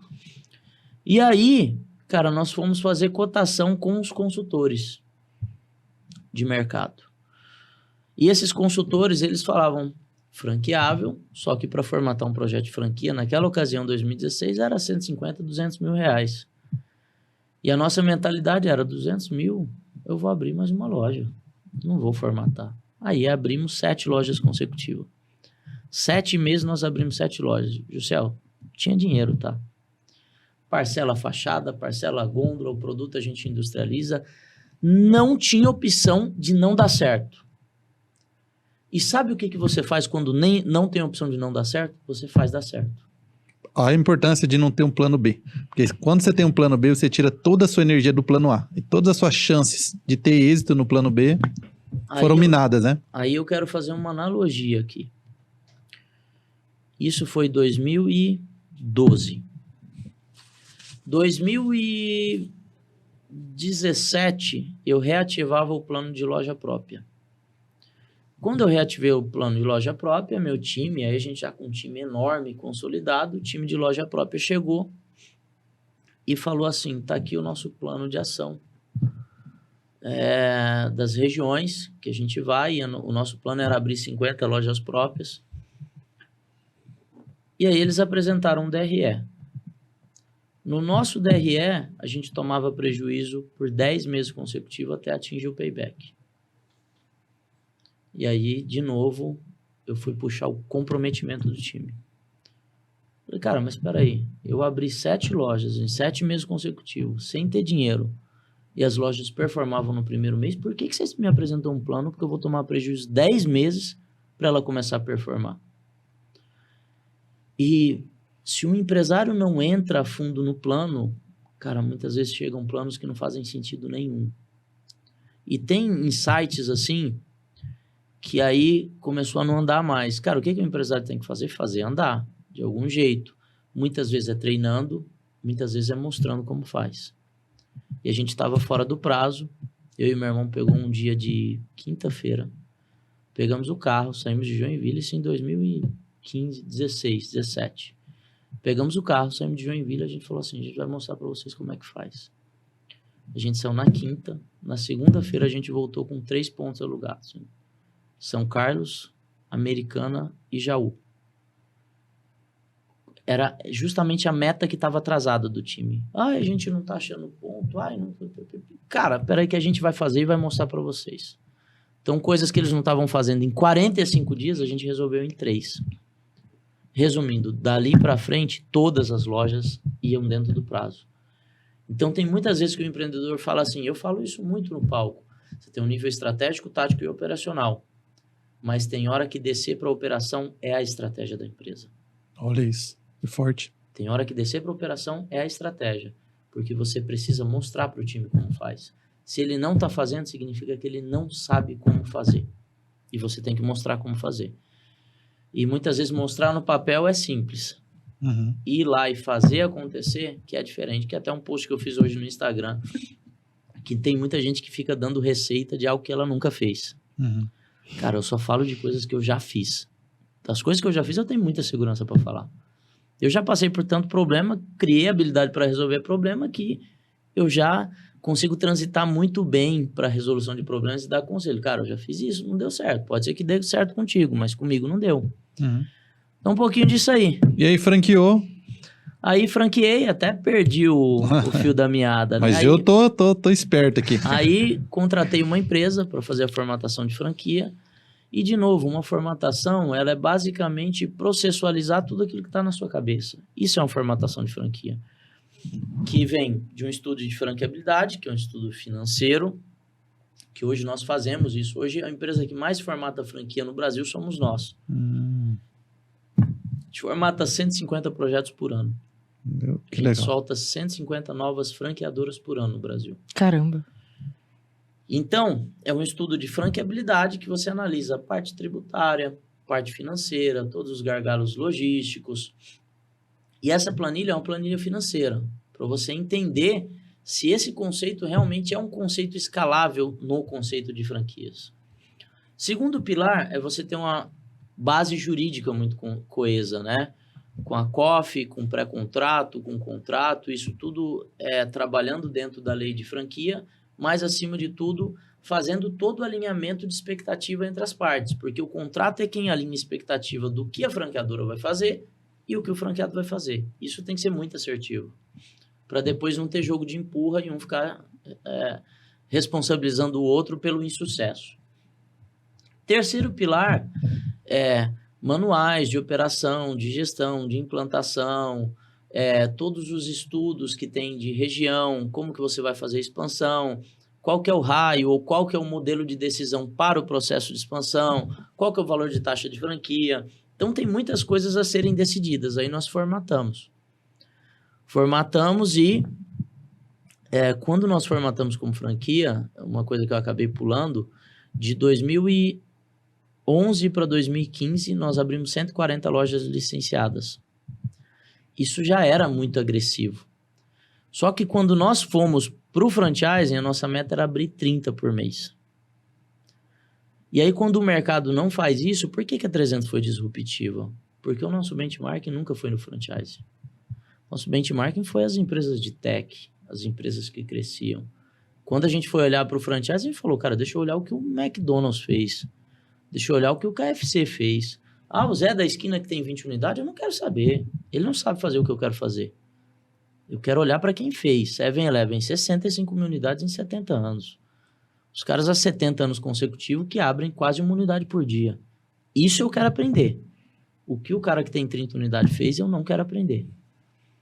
E aí, quando você vem com essa baliza, você se torna mais agressivo mentalmente que o mercado. Só que toda vez que você faz uma disrupção de algo, o que acontece? Eu sempre gosto de pensar 3 cenários. Parte do mercado vai te idolatrar, parte do mercado vai ficar neutra e parte do mercado vai te criticar. Que é normal. Se você estiver fazendo mais do que alguém que já tinha feito algo grande, a pessoa vai falar, tá fazendo algo errado, tá roubando, não sei o que, cara, mas ele não desce para entender o que a pessoa tá fazendo. E muitas vezes a gente cria esse preconceito logo de cara, né? E aí a gente começou, formatou a Ecoville como franquia, montou um time aqui em São Paulo, na Avenida Paulista, montamos uma empresa chamada ABV, Academia Brasileira das Vendas. Olha só, isso em 2016. Montei um time de 40 vendedores vendendo franquia. Nós começamos no franchising com o maior time de vendas de franquia do Brasil. Para o mercado entender que a gente realmente não estava de brincadeira. E aí começamos a crescer. Cara, era 30 dias, 30 contratos, 60 dias, 60 contratos. No auge do impeachment da Dilma e o mercado falando de crise, eu falava, cara, que crise? Não estou conseguindo enxergar a crise. Porque o nosso foco era no cliente. Não era na crise. Nosso foco era no nosso plano. Não era na crise. E a gente tem que tomar muito cuidado naquilo que a gente foca. Se você focar em coisas positivas, vai vir resultado positivo. Se você focar em coisas negativas, vem resultado negativo. E aí, começamos. 90 dias, 90 contratos, a Ecoville começava a crescer, o mercado, parte começava a criticar, falava que a gente ia quebrar, outra parte idolatrava, nossa, olha o que os caras estão fazendo, e outra parte em cima do muro. E aí a Ecoville crescendo. E aí, em 2016, a gente ia para a nossa primeira feira de franquia. Cara, se for resgatar lá no meu Facebook de 2016, eu lembro que eu gravei um ao vivo mostrando o quanto os times comerciais das empresas são fracos. Fracos.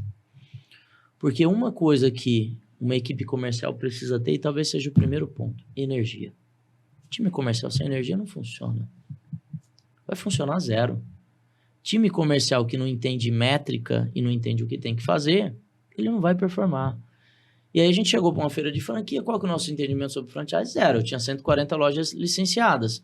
Mas como vender uma franquia? Não sei. A gente fez alguns scripts ali, alguns contornos de objeções e fomos para a feira, com a equipe agressiva de venda porta a porta. Quando chegou ali com 7 pessoas, 2016, a gente saía na Veja como o stand mais visitado da feira. Aí você fala assim, Léo, mas é visitado porque era muito bonito? Não, porque a gente ia no corredor e pegava o cliente pela gravata. Falava, vem aqui no meu stand que eu tenho algo muito legal para te mostrar. Prospecção ativa. Enquanto a maioria ficava na passividade, vocês iam para cima. Total. Todo mundo na passividade. E quando chegava no final do dia, a feira acabava 9 horas da noite, 7 horas da noite, você só via a gente jogado em cadeira, deitado, mole, mexendo em mídia social, o nosso time lá de pé, prospectando até o final. Afastado um do outro, com o celular desligado. Um do outro, celular desligado, 2 metros de distância de um do outro. Para não ter conversa. Processo. É isso aí, cara. Olha a importância. Treinamento. E antes da feira, nós sempre treinamos o nosso pitch, que isso é fundamental, né? O time tem que estar treinado e tem que saber o que ele vai falar para o cliente. A gente tem muito pouco tempo para encantar o cliente. Então, você tem que saber o que você vai falar nos 30 segundos iniciais. Isso não pode estar solto, não pode estar na cabeça. O vendedor, ele pode colocar a particularidade dele, o gingado, o jeitinho, o sorriso, mas o processo tem que vir da liderança, tem que vir da empresa. Isso tem que ser processual. E aí começava a acontecer os grandes resultados nossos, enquanto Ecoville, e a gente começava a trazer um conceito de disrupção, de crescimento acelerado. E tem muita gente que pergunta, cara, mas por que vocês pensam assim? Porque casava exatamente do momento que a gente se tornava empreendedor Endeavor. E a Endeavor, ela foi disruptiva na nossa cabeça. porque ela começa a te colocar junto com empreendedores que já fizeram algo muito grande, de vários segmentos diferentes, e a Endeavor tem um foco muito em empresa que escala. Empresa que escala costuma ser de tech. E a gente começou a tirar aquela nossa visão de indústria e varejo e falar, cara, deixa eu ver o cara de tech, o que ele faz. Entendi. Deixa eu conversar aqui com Israel Damélios. Deixa eu conversar com o Gustavo Caetano. Deixa eu conversar com o Fabrício do iFood. Deixa eu ver como que essa galera pensa. Deixa eu conversar com o Bruno da RD. E todas as vezes que a gente conversava com essas pessoas, e mesmo gente assim, eu já estava performando pra caramba. Eu crescia acima que o mercado crescia muitas vezes. E eu lembro que uma vez eu fui conversar com o Bruno Guizzi, da RD, grande brother, grande amigo. E aí falei, Bruno, pô, essa conversa nossa de tomar cervejinha, falou, não, cara, eu queria uma mentoria formal contigo. Queria sentar na mesa e queria tirar umas dúvidas sérias aqui. Cara, eu me saí da mesa me sentindo um burro. Falei, cara, eu não entendo nada de marketing digital. Entendo nada. E eu achava que eu entendia. Esse foi meu sentimento quando eu fui no Seio, só pra você saber. Mas essa sensação é muito gostosa. Você fala, cara, se eu tô performando me sentindo um burro, você imagina se eu me dedicar em cima dos conselhos desse mentor. É engraçado que teve um mentorado lá, né? Um membro participou, o cara era líder de mercado e falou, cara, eu tô fazendo tudo errado. Ele, como assim? Aí você falou, como assim? Você tá fazendo tudo errado? Você tá fazendo 90% certo. Né? Porque não sei nem estariam aqui, mas olha só a mentalidade. O cara que é líder de mercado falando que tava fazendo tudo errado. E isso é legal, porque acontece muitas... Cara, a vida dá tanta volta. Lá no dia do evento, tinha uma empresa lá de produto de limpeza que eu sempre admirei. É uma gigante aqui de São Paulo. E eu falei, caramba, meu... Tava esses dias dormindo no chão, agora eu tô aqui mentorando um cara que eu admirava. Então, isso acontece o tempo todo. Só que se a gente ficar nessa de... É só daqui para lá? Não, eu aprendi com você, eu aprendi com ele também. Então, é muito importante a gente ouvir as histórias empreendedoras das pessoas, porque tem muitos insights. Mas muitas vezes a gente não ouve esses insights porque nós estamos presos dentro da nossa própria arrogância, da nossa vaidade. Então, uma coisa que eu já aprendi, cara, eu vou para qualquer conversa com um copo 100% vazio. Tudo aquilo, eu tenho um bloquinho de notas aqui, você falou alguma coisa, opa, peraí, José, eu anoto para não esquecer, é para me executar mesmo. E aí, a Ecoville se tornava franquia, o mercado começava a admirar, e aí, final de 2018, nós demitíamos um gerente de marketing nosso, Luiz. E eu sempre tenho um conceito seguinte, cara, quando você demite uma pessoa, ela precisa ter a percepção que ela estava a ponto de sair. E com o Luiz foi tão de boa, porque eu vinha dando feedback para ele, referente a algumas entregas, que ele pegou e me falou assim, pô, Léo, legal. Quando deu 20 dias depois, ele falou, Léo, pô, uma outra franqueadora aqui de Joinville me chamou para trabalhar e ele quer que eu faça a expansão. Você acha que eu dou conta? Eu falei, cara, eu acho que você dá. Você fazia o meu marketing, você entendia um pouco da nossa metodologia e você acompanhava o time de venda, você tinha bastante contato, eu acho que você dá sim. E se você não der, eu te ajudo, eu te mentoro no meio do caminho. E aí o Luiz foi, e tem uma característica nas franqueadoras, porque quando você é pequeno, cara, você não tem time, você faz tudo. E se tem um conceito que eu acredito sobre vendas é, vendedor vende. Vendedor não faz outra coisa. Quer ver um negócio que eu sempre falava lá no processo de venda porta a porta, né? Vendedor, você saiu para a rua, coloca a sua cabeça 100% em venda. Se você tiver que sair 10 horas da manhã para ir no banco pagar sua conta de água, você está ferrado. Você está deixando de vender para fazer uma coisa operacional. Se você sai, e eu estou falando de foco mesmo, de concentração. Se você saiu 10 horas e depois você fala, meio-dia eu tenho que ir lá levar meu filho na escola. Acabou. Cara, paga uma Kombi para levar seu filho na escola e foca no seu resultado de vendas. E o que acontece? A grande maioria das pessoas, elas ficam procurando distrações no dia a dia para não atingir os seus objetivos. É impressionante. Cara, tinha vendedor nosso de porta em porta que o cara saía lá do outro lado da cidade para buscar um produto específico para falar assim, cliente me pediu esse produto, tá aí, você rodou 30 minutos para vir, 30 para voltar, para uma coisa que não vai te dar lucro, para atender um cliente, e quantos você deixou de atender? Então, assim, o cliente está na base, no centro? Claro que está. Você tem que atender bem o cliente. Mas o cliente também tem que entender que o seu negócio é um business.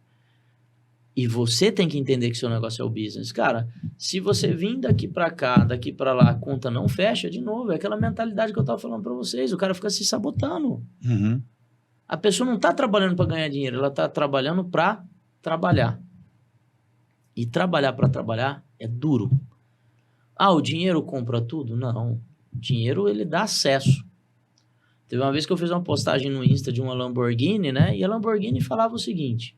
Era uma foto do Lamborghini, que o Lamborghini falava, cara, eu não faço propaganda em televisão porque o meu cliente não está na televisão. Ele quis dizer o seguinte, o meu cliente está lendo, o meu cliente está trabalhando, o meu cliente não está assistindo novela. E aí teve uma pessoa que colocou assim, eu prefiro ser feliz do que ter um carro desse. Cara, felicidade não tem nada a ver com isso. Quando eu abri o perfil da pessoa, tava o filho dele descalço na lama. Então, tipo assim, isso é felicidade? Não, para mim eu me sinto feliz de poder pagar um plano de saúde pro meu filho, de poder colocar ele numa escola boa. Então, o que faz isso? O dinheiro faz isso. O dinheiro vem através do trabalho próspero, não do trabalho por trabalho, do trabalho que gera resultado. E aí, nessa mentalidade, o Luiz foi para Caos 1, não conseguiu fazer o resultado acontecer, porque ele fazia um monte de coisa, e não é desmérito, porque ele é um cara excepcional, mas ele fazia operação, ele fazia marketing, ele fazia venda, e no final quem faz tudo não faz nada. E aí eles pediram pra gente mentorar eles, e depois pediram pra gente fazer expansão. Eu falei, cara, eu não sou empresa de expansão, não faço. Até que o Bruno, o fundador, nos ofereceu sociedade. Ele nos ofereceu. O modelo 300 não existia. O modelo 300, lá no passado, que era a ABV, Academia Brasileira das Vendas, ela nascia para acelerar negócio que nós fundássemos. Só que quando você funda um negócio, tem uma coisa chamada curva de aprendizagem. Quer ver qual que é o pior erro, Gilciel? Se eu for montar um negócio igual o seu, para chegar no estágio que você tá, se eu for muito dedicado, muito disciplinado, eu vou levar pelo menos 2 anos para chegar no estágio que você tá. Eu, na idade que eu tenho, eu não tenho mais esse tempo a perder. Se eu for montar um negócio igual o seu, eu prefiro falar, ô, José, eu tava olhando aqui, cara, vamos montar um negócio de sócio? Porque eu pego o seu conhecimento com o meu conhecimento, a gente escala. Que é o modelo 300 hoje. O modelo 300 não é mágico. Tem gente que fala assim, cara, eu tô em muitos segmentos, mas eu sei fazer exatamente uma coisa, escalar empresas. Eu sei fazer isso. Léo, você sabe operar estética? Você sabe operar uma franquia de sushi? Não, mas meu sócio sabe. Eu sei fazer a franquia dele crescer. Quem que opera? Meu sócio. Léo, você sabe operar um salão de cabeleireiro? Não, não sei. Eu normalmente sei arrumar o meu cabelo. E vocês estão vendo isso. e nunca julga uma pessoa pelo cabelo, tá? Obrigado. Eu te entendo. Cara, tem dia que eu acordo que eu falo assim, cara, aí eu pego a escova e eu falo, meu cabelo não vai ficar arrumado hoje. Aí eu tenho um monte de redemoinho, né, José? Eu tenho que passar uma cera, senão... Aí eu tô assim, do nada, e um redemoinho vai pra um lado, vai pro outro. Cara, quando eu chego 6 horas da tarde, tem dia que eu gravo uns stories que o pessoal fala, Léo, você não penteou o cabelo? Eu falo, mas é isso, o jogo é esse. Que legal. Então legal. É isso aí, velho. Show. Cara, e o que você vê? Qual que é o padrão? Vamos lá, você tem 100 empresas, são sócios de mais de 100 empresas, imagino que todas são lucrativas, não tem nenhuma que fecha no prejuízo, e tem gente que tá lutando para fazer o primeiro negócio, pelo menos dar lucro, né? Ele falou, tem gente trabalhando, pagando para trabalhar.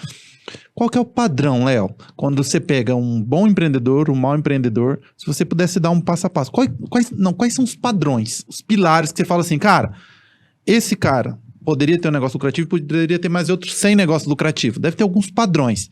Quais seriam esses padrões?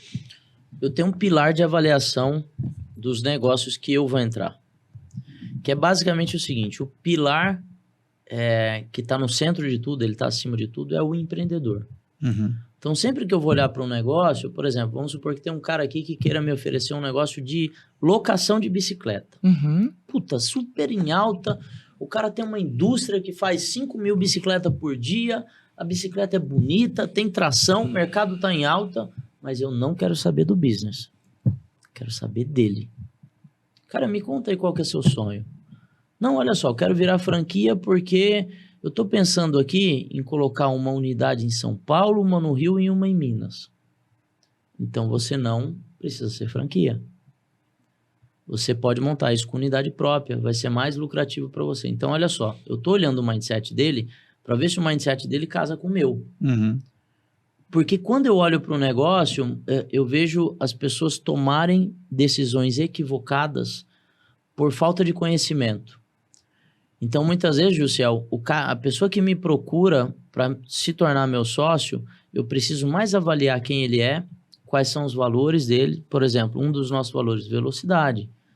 Se eu tiver a percepção que essa pessoa não tem velocidade, cara, no meio do caminho eu vou me desentender com essa pessoa em algum momento. Outra coisa que nós acreditamos, cultura baseada em fatos e dados. Cara, eu tiro 100% da emoção da mesa. O negócio é número. Me mostra o número que o número vai me mostrar. O porquê que o resultado está vindo e porque é uma receita. Se eu ver uma pessoa que eu pedi número para ela, falar, cara, deixa eu ver seu DRE. Deixa eu ver seu balanço. Me mostra o plano daqui 5 anos. Não tenho nada disso. Cara, eu não vou entrar com essa pessoa que lá na frente eu vou me desentender com ela. Então, primeiro passo, eu estou falando de sociedade. Segundo, eu estou falando para você, a chave mestra do negócio é a pessoa. Uhum. E para a pessoa funcionar, ela tem que ter, em primeiro lugar, um business muito bom. Eu vejo muitos empresários muito bons. Lá no Seios teve um dia que... E o Vanderlei até um dia me falou, porra, o Léo, cara, ele fala as coisas muito na lata. Mas se eu não for transparente enquanto mentor, talvez não funcione para a pessoa. Uhum. Total. O cara chegou e falou assim para mim, Léo, eu tô com uma indústria e a indústria tá vendendo 4,5 milhões por mês, mas eu não tô ganhando dinheiro. Porra, cara, você tem um negócio que você fatura 50 milhões por ano que não te dá dinheiro, é aquela questão que eu falei para vocês do trabalhar por trabalhar. Cara, vai montar uma padaria que te dê 30 pau por mês, mas não tem um negócio grande que só te dá dor de cabeça, porque os negócios tendem a dar dor de cabeça. Uhum. Todo negócio que envolve pessoas, processos, cumprimento de horário, cliente, vai te gerar um grande nível de problema. Se você estiver vendendo mais, vai te gerar mais problema. E você tem que ter capacidade de resolução de problema e de processos. Aí, ele pegou e me falou assim, não tá dando dinheiro. E eu peguei e falei assim, qual que é o seu segmento? Eu sou da indústria, não sei o quê, sou a 2ª geração. Então eu falei, eu sei exatamente os problemas que você tem. Você deve ter problema de conflito familiar, você deve ter problema de falta de governança, pessoas que definem as coisas e outras desdefinem, você deve ter descasamento de fluxo de caixa, porque toda indústria no Brasil tem descasamento de fluxo de caixa, você tem problema de logística alta, você deve ter falta de acuracidade de estoque. Eu peguei e falei uns 10 itens pro cara, ele falou assim, você conhece meu negócio? Você já teve no meu segmento? Não, eu conheço de indústria. E eu conheço das coisas que acontecem dentro da indústria. E aí eu dei um feedback para ele que eu falei assim, deixa eu falar um negócio pra você, cara, e vai ser duro de você ouvir isso. Seu negócio não é bom. Vixe. Seu negócio não é legal. Tem negócio muito melhor. E deixa eu falar uma coisa pra você que tem 24 anos de idade. Talvez você ainda esteja em tempo de mudar de segmento para uma coisa melhor para sua vida. Eu sei que é duro falar isso. É claro que é duro falar. É duro para mim de falar, é duro para a pessoa de ouvir.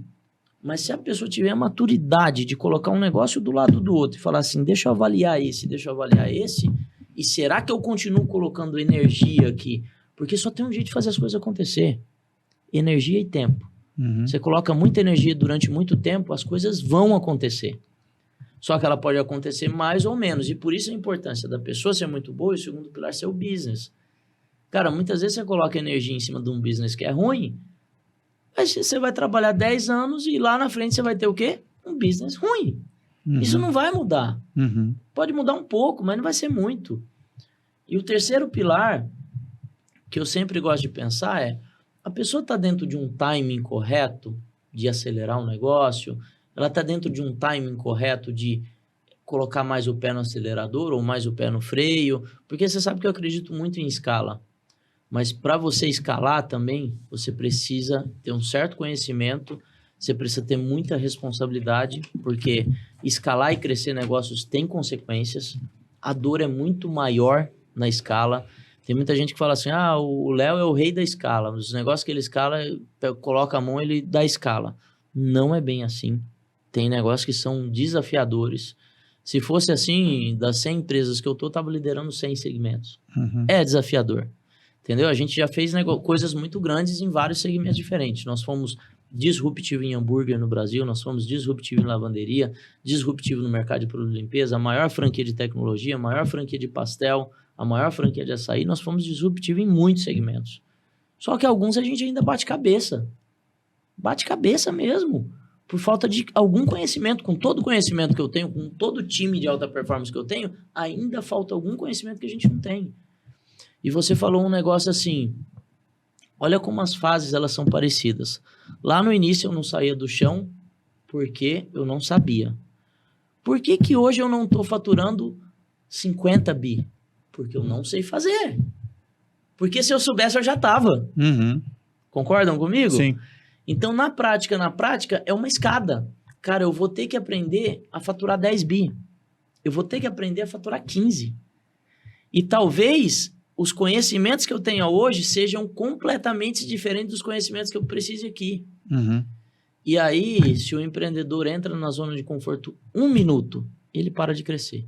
E quando você para de crescer, para mim, parar de crescer o negócio é o início do fim. Show.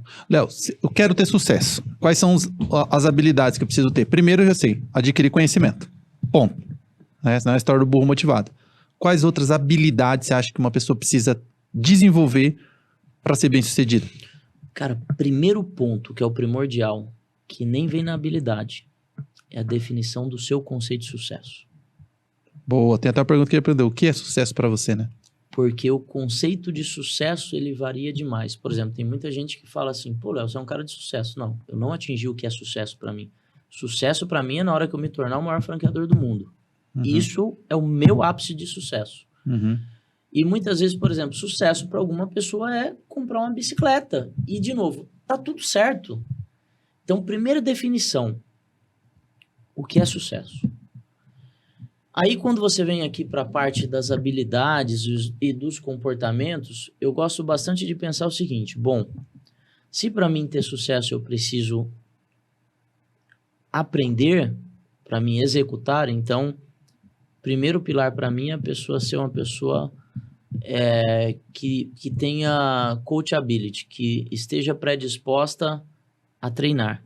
Tem que ter predisposição. E predisposição é abrir parte do seu tempo da sua vida para ler ou para ouvir podcast. Cara, eu não vou falar dos métodos. Cada um aprende de um jeito diferente. Uhum. Por exemplo, eu já li muito, migrei para ouvir muito e já entendi que o aprendizado de ouvir é diferente do aprendizado de ler. Uhum. Completamente. Para mim, a pessoa absorve muito mais lendo do que ouvindo. Uhum. Na minha percepção. E a pessoa ainda aprende muito mais ensinando do que estando aprendendo. Uhum. Por exemplo, se você, Jussiel, se forçar a todos os dias dar um treinamento para o seu time, você vai ter que se treinar para treinar o seu time. Então, a responsabilidade sobe demais. Como eu me coloco numa posição de treinador, eu tenho que estar levando o tempo todo coisas novas para o meu time. Como consequência, eu tenho que estar estudando o tempo todo. Uhum. Então, estudar é o primeiro ponto. Segundo ponto é você entender que o que te leva ao resultado é a execução. Então, na prática, a pessoa tem que ser trator em execução. Uhum. Trator em execução. Tudo aquilo que você ouvir, que você estiver ouvindo, que faz sentido, é executar depois do podcast. Ah, mas depois do podcast eu estou fazendo outra coisa. Então, trata um plano de curtíssimo prazo de execução. Já foram muitas vezes, tipo assim, Jussiel, eu vim aqui e aí tô vendo que de repente você tem alguma coisa especial. Ah, por que o negócio, uma é preto, outra é branca? Ah, é porque é bonito. Gostei. Vou fazer igual. Não vou ficar inventando. Teve uma vez que é coisa simples assim, né? Fui numa empresa fazer bench, aí no telefone tinha assim, atrás de todos os telefones, uma etiqueta. Atender o telefone em até 2 chamadas, porque aumenta muito a conversão de venda. Eu bati uma foto pro meu time de marketing, eu falei, eu tô em Florianópolis, quando eu chegar em Joinville eu quero todos os telefones com etiqueta. Ah, não dá tempo de mandar para gráfica rápida. Imprime na impressora e cola, depois você faz perfeito. Primeiro você faz, depois você aperfeiçoa. Uhum. E muitas vezes as empresas querem, e as pessoas, montar cenário perfeito. Não tem cenário perfeito, tem o que funciona e o que não funciona. Uhum. Até hoje eu fiz um post na academia, né? Que todos os dias eu posto, porque como tem muito franqueado que me segue, tem 50 mil pessoas que olham meus stories todos os dias. Tem muita... Isso é inspiração para muita gente. Aí eu bati uma foto e, cara, quando eu desci do carro, eu tinha cólica de rins durante muito tempo, né? E o médico falou, Léo, só o que resolve para você é água. É água, você tem que beber água, 4 litros por dia. Então, na academia, treinando, eu tomo 2 litros. E aí eu tava no carro, falei, puta, cara, esqueci a garrafa. Caramba, aí revirei debaixo do banco, não sei o que, abri o porta-mala, tinha uma garrafa de coca toda amassada. E aí eu peguei e falei, é essa mesmo. Tá na foto do meu Insta hoje. Que legal. Falei, é essa. Eu bati a foto assim, depois que eu achei engraçado que a foto tava na cadeira assim, toda amassada. Eu aposto que quem tava treinando olhava pra minha garrafa assim, ó, as garrafinhas hoje tudo bonitinha, né? Fala, devia... Ó a garrafa do cara. Cara, só vale o resultado. Qual que é o resultado que eu quero? Tomar água. Uhum. Se isso me leva ao resultado que eu espero, tá certo. Eu tô fazendo certo. Se colar o papel de uma Xerox, gerar o resultado que é atender o telefone em 2 chamadas, tá certo. Agora, aperfeiçoar o processo é depois que você já tá fazendo. Uhum. Que aí você vai para o nível de perfeição. Então, eu sempre gostei muito de executar. Então, primeiro aprender, segundo executar. Cara, só isso aqui já mata uma cadeia enorme de coisas que você tem para fazer. Agora, se você falar assim, Léo, o que você acredita que sejam os pontos, os comportamentos que levem? Cara, eu acredito demais em disciplina e constância. A pessoa tem que ter disciplina. Ah, você se predispôs a fazer o regime? Então faz a porra do regime. Ninguém precisa explicar para ninguém o que é disciplina. As pessoas sabem, mas elas não executam a disciplina. Uhum. E aí você é disciplinado, né? Foco. Pô, o que é foco para mim? Foco é quando você sabe dizer não para as inúmeras oportunidades que te aparecem no dia a dia. Aparece muita coisa no nosso dia a dia e aí a gente fica, olha para lá, olha para cá. Não, se eu tô aqui no podcast, eu vou olhar para... Esse é o meu foco.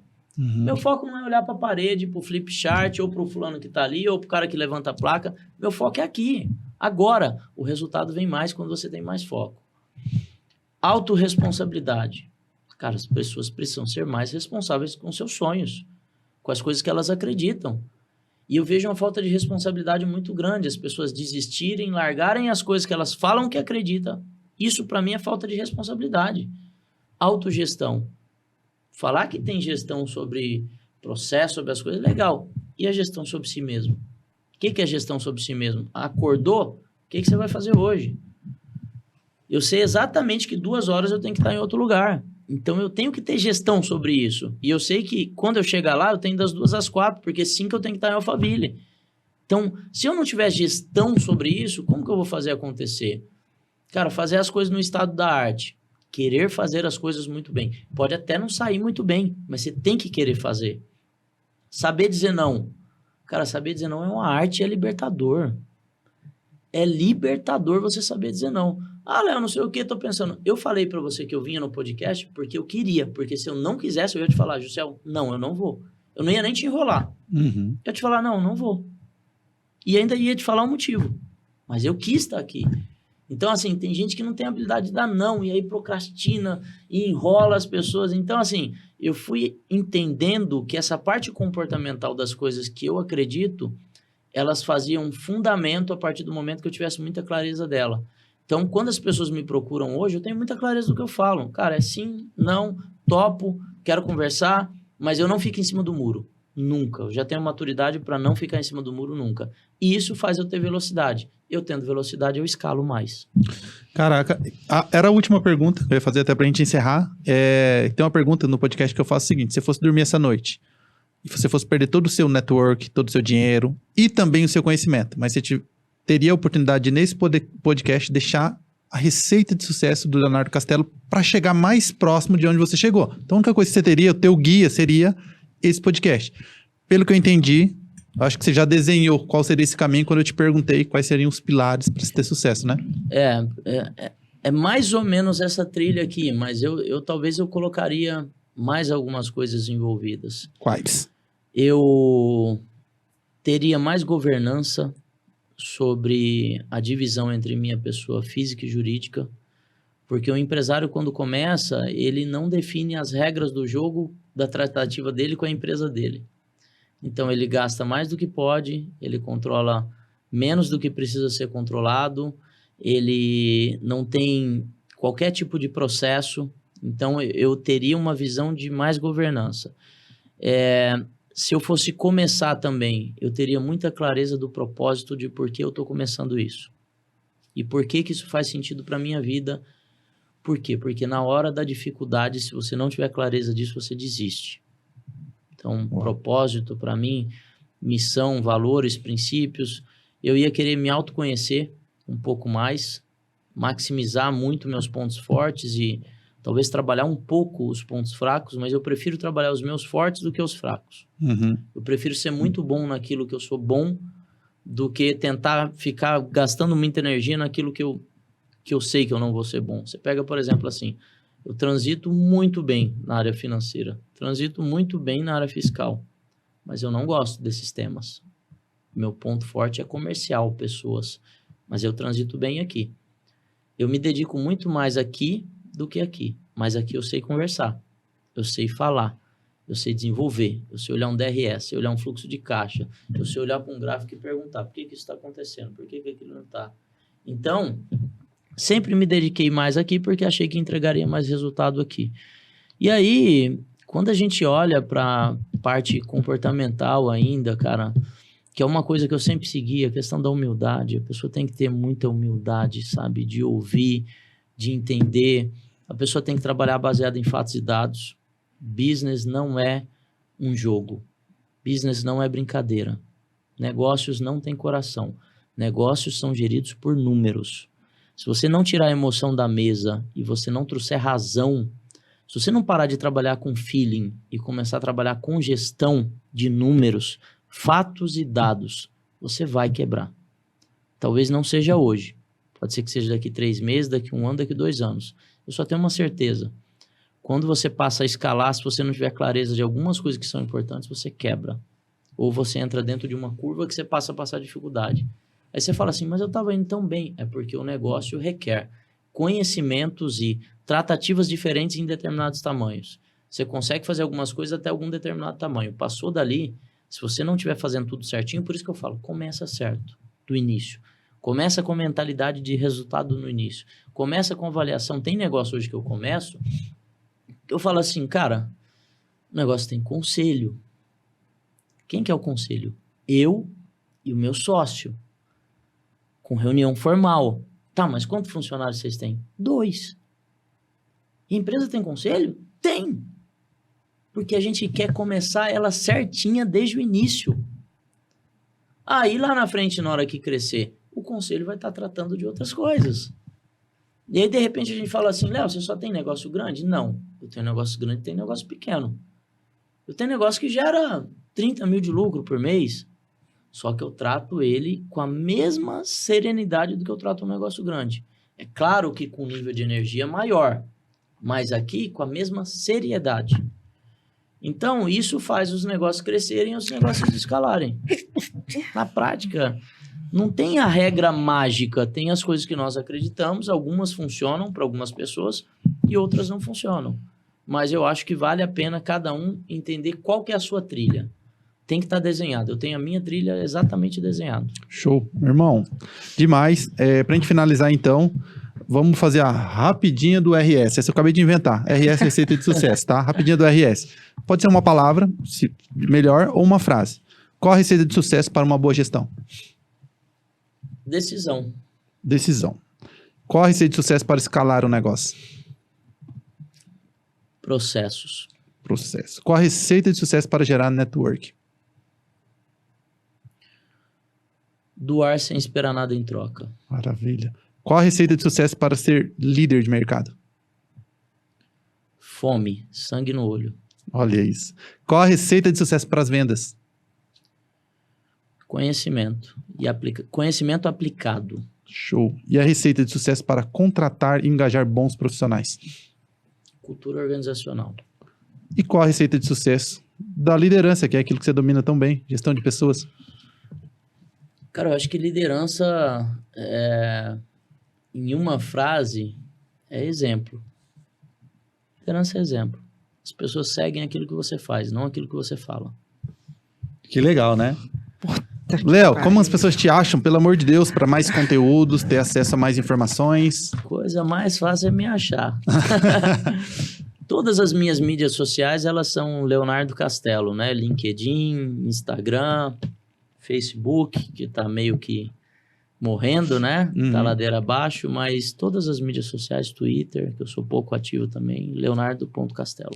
Legal demais. Léo, Gente, obrigada demais. Eu sei o quanto o seu tempo vale, então, por você estar aqui com a gente já há tanto tempo, muito obrigada mesmo, de coração. Valeu demais pro Jussiel, mas pra Meu mim Deus, valeu tá demais. Muito uma obrigada. sentada do Léo é alguns milhões. Ah. Eu tava calculando o valor hora do Eu tempo dele. entendi, Chegou a hora que porque a gente calcula o valor Eu hora, né? entendi o porquê você está apaixonado.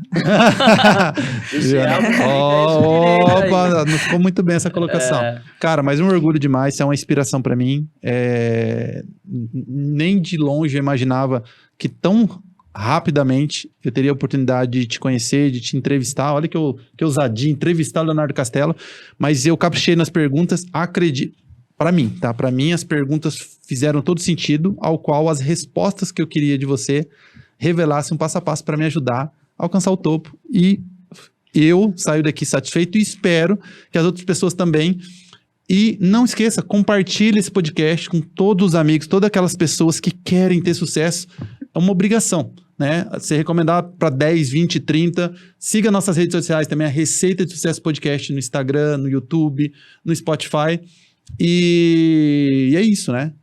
É isso aí. E eu, claro, agradecer vocês aqui pelo convite, em primeiro lugar, mas acima de tudo aí pela confiança, pela credibilidade, pelas palavras de apoio. E deixar, sim, o convite aí para o pessoal tanto seguir o canal do podcast quanto compartilhar para a galera, né? Eu acredito demais, sabe, que uma conversa igual essa, não por ser eu ou você, qualquer podcast, qualquer informação que a pessoa esteja predisposta a ouvir de verdade, cara, ela vai ouvir algumas respostas que ela está esperando. Legal demais, legal demais. Gente, esse podcast é um patrocínio da Monteiro Investimentos. Você está pensando em diversificar sua carteira? Fala com o pessoal da Monteiro Investimentos. Lá são estratégias através de cartas de crédito em consórcio imobiliário, onde você tem a opção de fazer os aportes mensais. A Monteiro vai fazer um trabalho de gestão. Após a contemplação, você pode vender a sua carta e ter um bom lucro, para de pagar parcela, ou utilizar essa carta de crédito para investir no mercado imobiliário sem a necessidade de descapitalizar. Assim, você usa o valor do aluguel para pagar as parcelas e depois de um tempo, você vai ter aí um ativo, um imóvel, te gerando renda vitalícia, para que no futuro você possa trabalhar por opção e não mais por necessidade. Então, procura o pessoal da Monteiro Investimentos, fala que você ouviu no Receita de Sucesso Podcast, que você vai ter uma consultoria gratuita e personalizada. Léo, mais uma vez, obrigado, meu irmão. Tamo junto. Tamo junto. céu. Obrigado. Obrigada, Léo. Valeu, gente. Até o próximo a próxima. episódio. Tchau.